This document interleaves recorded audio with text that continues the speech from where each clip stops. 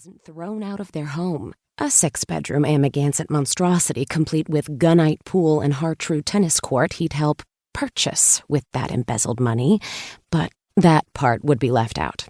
It was the getting thrown out of their home part of the story that might engender sympathy. 2 kids, 8 and 11, out on the street.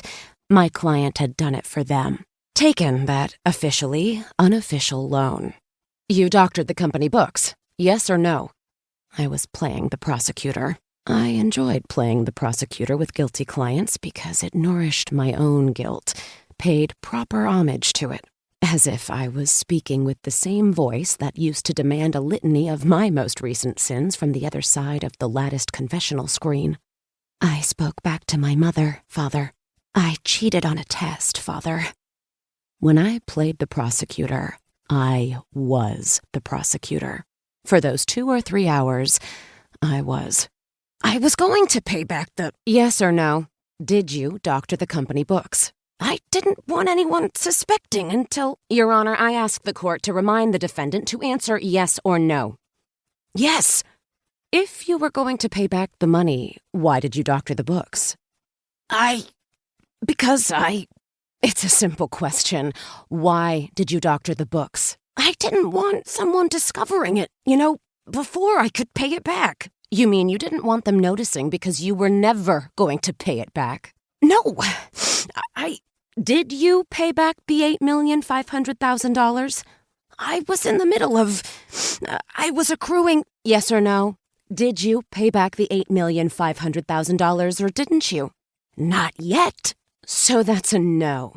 No, you didn't pay back the $8,500,000.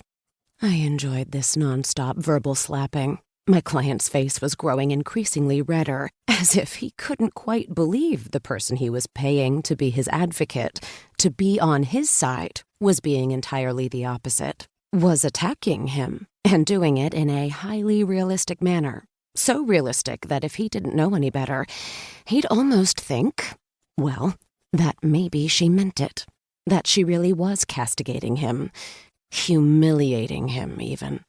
Can we take a break? He asked me. No. Why not? I need a smoke. You can't smoke in here.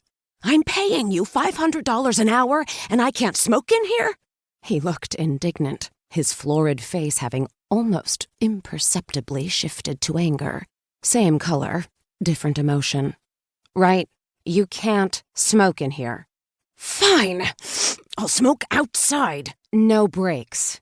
You won't get any on the stand. When things get difficult, you can't tell the judge, hey, I need a smoke, so how about we take a break? You're not the judge. You're my lawyer. A lawyer I'm paying through the nose.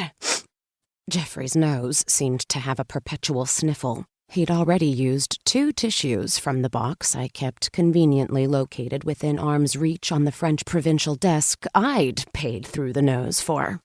Cocaine? Probably. One of the many high-priced things that $8,500,000 can buy you. You're paying me to keep you out of prison. It'll help if you don't sound as if you're evading questions by asking for a break every 2 minutes. So, shall we? He stared at me as if wondering whether he should continue to take it. My bullying, my general brusqueness. Being a master of the universe, he wasn't used to being addressed this way. He was used to people bowing and scraping.